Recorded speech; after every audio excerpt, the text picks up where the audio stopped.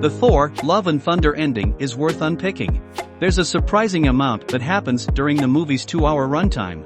After all, the new Marvel movie acts as a sequel to Thor: The Dark World, Thor: Ragnarok, Avengers: Infinity War, and Avengers: Endgame, bringing back long-forgotten characters and introducing new ones that will have everyone talking. If you've seen Taika Waititi's Thor 4 and have a few questions, then you're in the right place. We get into all the details you need to know about the God of Thunder's latest adventure and dissect what it means for the MCU's future. As you may expect, there are major Thor, Love and Thunder ending spoilers ahead. Thor, Love and Thunder begin with Gorr the God Butcher, Christian Bale's villain, stumbling through the desert with his dying daughter in his arms. He desperately prays to his God, the bringer of light, to save them, but to no avail. After his daughter dies in his arms, he follows a voice and encounters his God at what seems to be a gate to the afterlife.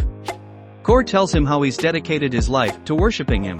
It soon becomes clear his devotion has been wasted. There will be no eternal glory for him to enjoy. The Necrosword lying on the ground calls to the Gorr and he embraces its power, kills the god, and becomes the God Butcher. Meanwhile, Thor has worked off his sad bod from Endgame and now goes around the universe kicking ass with the Guardians of the Galaxy. Gods are being killed everywhere, and Thor sets out to find out who is killing them, and he knows exactly where a god killer. He goes back to Earth, where Jane Foster now wields Mjolnir. Jane's been battling stage 4 cancer and her treatment isn't working. The astrophysicist realizes Mjolnir has healing qualities and heads to New Asgard, where she discovers she is worthy enough to become the mighty Thor. Gorr attacks New Asgard with his army of shadow monsters, but fails to kill Thor and instead steals the Asgardian children and imprisons them in the Shadow Realm. Thor and Jane follow him through, and rather than fight Gorr, they offer him an alternative. Why kill all the gods when he could wish for his daughter to return?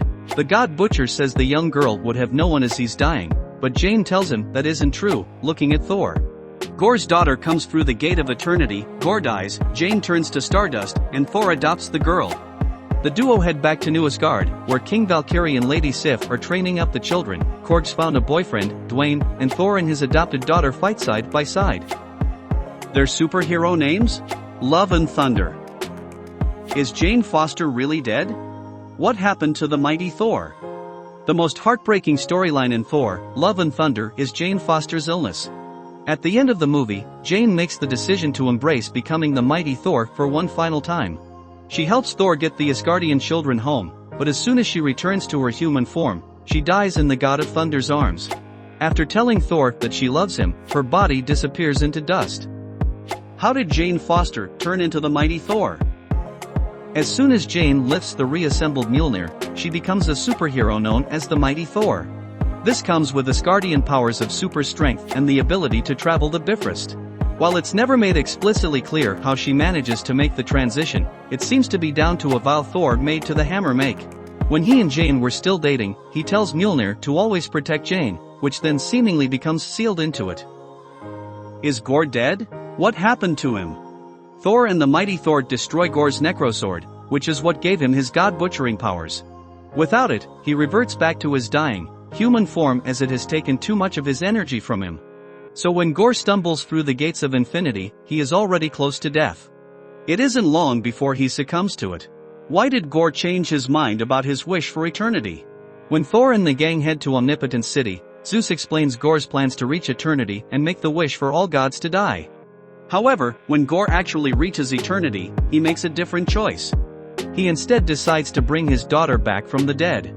After the Necrosword, a corrupting force, is destroyed, it seems Gorr is less intent on his mission to kill gods, and with Thor and Jane showing the power of love, Gorr sees that his daughter could have another life with them.